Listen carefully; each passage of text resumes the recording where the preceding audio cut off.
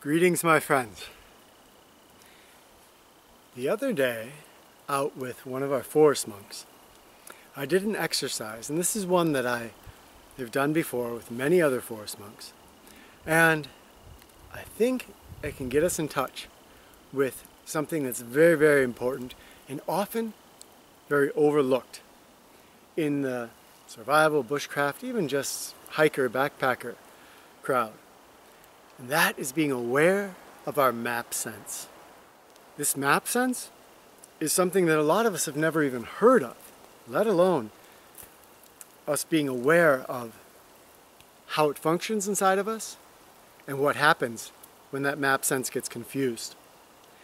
This is very vital to know because as soon as we leave the controlled experiment of practicing our skills in our backyard or in a small park, once we go out into the wilderness, even the most conscientious of us, there are times when we get lost. And that's when this map sense really comes into play. Today I'm going to share some information that hopefully will make you aware of your map sense operating inside of you. And also share with you how to transform things if that map sense decides that it doesn't know where you are. And that results in a state of inner panic, which is where we really get into trouble if we ever get lost. The exercise that I do with monks is that I have a very good blindfold that actually closes off all of your vision. And I take people a short distance away from a tree. In this case, it was a cabin, so quite a big object. And it's right there. You can see it. It's in a straight line from you. We put on the blindfold and you're asked to go and find your way to the cabin. Seems simple enough and straightforward enough. Inside of us is this map sense. This map sense is always keeping track of our location. Whether you know it or not, it's operating right now.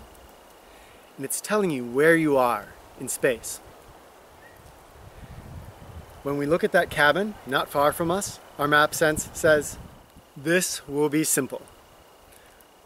It has us marked right standing here. It has the cabin right there. There's a straight line. It feels very confident.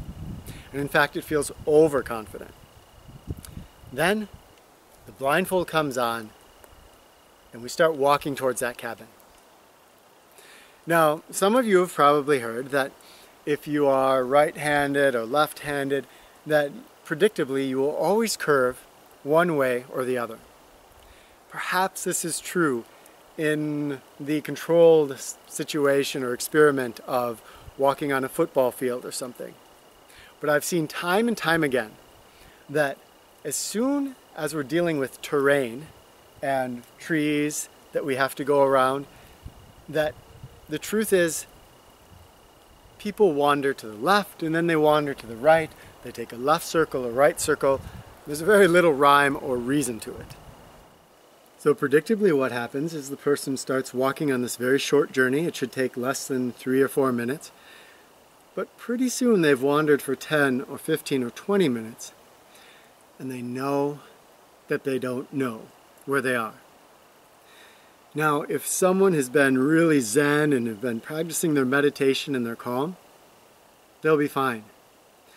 But for a lot of people, what happens at this point is that that map sense inside of us says, red alert, red alert, red alert. I do not know where you are. And if I do not know where you are, says the map sense, we're in big trouble. Then the heart rate starts to escalate, breathing starts to escalate, the body releases cortisol. Now, we're going into fight or flight. We're not thinking clearly.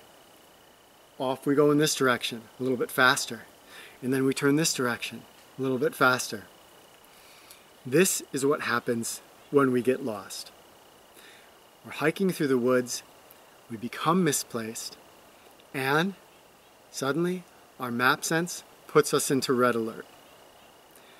When this happens, people begin to make very bad decisions. They'll look around and they'll think, oh my gosh, okay, I remember that pine tree over there. And they'll go as fast as they can to that pine tree. When they arrive at that pine tree, they realize that this area does not look familiar at all. And they'll look around and say, oh, I think over there. Because that map sense, it needs to trigger onto something. It's saying, grab something, grab something. We need to know where we are. Doesn't matter if it makes rational sense. It just needs to know where we are. And so it starts jumping to conclusions. Now, we're grinding off to that ridge. We stumble, we hurt ourselves. The pain adds to the confusion, adds to the fight or flight. And when the search and rescue people finally try to come out and find us, we've been going off to the left, off to the right, running, crossing streams, doing everything we can, essentially, to confound them and make their job more difficult. This is how people die when they get lost. Going back to that blindfolded experiment, we are wandering through the woods now, and for the first time in our lives, many people are feeling what that map sense is. Because it's operating on autopilot inside of us all the time, carefully and very helpfully keeping track of where we are. We don't notice it, we're not aware of it, until it's not working, until we're on red alert. So this is when people get to start to experience either some frustration, or they find that the calmness training and the relaxation training that they've been doing out here are going to make all the difference in the world. Being blind is such a good exercise for this. If you have somebody with you and they can follow quietly behind you and you can be blindfolded and try to reach a destination, it doesn't have to be far, just 20 meters through the woods over terrain. You'll probably get to experience this for yourself. And just like I try to experience hypothermia once a year, experiencing the confusion of our map sense begins to get us comfortable with not having that map sense be able to pinpoint where we are. So this map sense is very much tied into Lostproofing. Because when we become misplaced, predictably this is what's going to happen. That map sense is going to go into red alert. And you, me, we're either going to have the chance to see that we can stay calm, or this map sense is going to own us. It is going to put us into fight or flight, and it's going to send us on a wild chase. Here is how we can deal with that map sense not knowing where we are. And I've seen this work again and again. If you ever become lost, this is what I would advise, and it can make the difference between life and death. What you do is you give the map sense something to hold on to. And to do that, you stop. You don't go anywhere else, and you say, this place is going to be my home until I am rescued. And you sit down, and if you have the means, you start a fire. Because starting a fire centers you down and makes it feel like this is your camp. You can sing some songs to yourself. You can busy yourself building a little backrest or something. You make this into your home. What you're really doing here is you're relaxing. You're settling your body down, getting it out of reaction mode. And then you have the ability to stop and listen. Because when I listen and I tune into my environment, I'm often going to see, there's a clue here that I was missing before. It might be that distant sound of vehicles on a roadway over there. It might be that logging that's getting done over that way. Maybe it's not something I hear, but it's a visual clue. Oh, look at that. I didn't notice before, but there's a radio tower. Maybe, oh, there's that peak of that mountain. And I know that I am east of that peak. And now I can start to line up and understand where I am. Orient myself back towards home. Understanding this map sense is such an important wilderness skill. Feeling it inside of ourselves, such an important wilderness skill. Because if we're not familiar with it, when it hits us, it just feels like a freight train. Some people call it wood shock.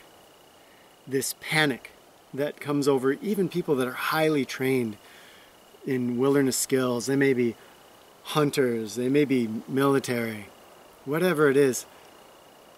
If they have not experienced what it feels like to have the map sense disabled or in panic mode, then it just is overwhelming.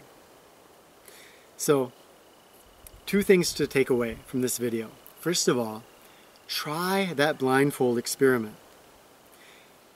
When you do this, you're probably going to get a chance firsthand to feel what it feels like to have that map sense not know where it is. And as soon as it doesn't know where it is, you're going to be aware of that feeling inside of you. And then when you do get lost at some point, you're going to recognize, oh, okay, this is that feeling. My map sense does not know where I am. It's about to go on red alert. When it goes on red alert, it's going to throw me into fight or flight. So right then, I'm going to stop. I'm going to sit down and I'm going to make my camp.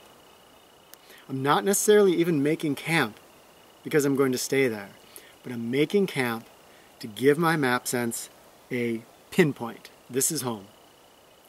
And then it can relax, my physiology can relax, and I can take in my surroundings, and then either A, I'm going to actually recognize something that's going to give me a direction back, or B, I'm going to not recognize something and I'm actually going to stay in that place.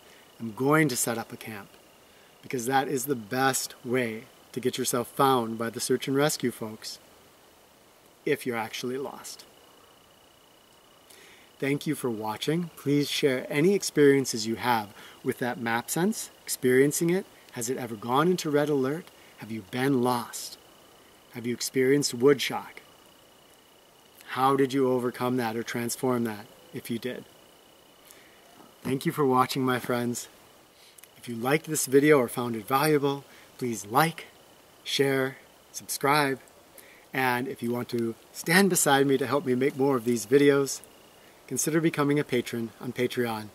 There's a link at the end of this video. Thank you.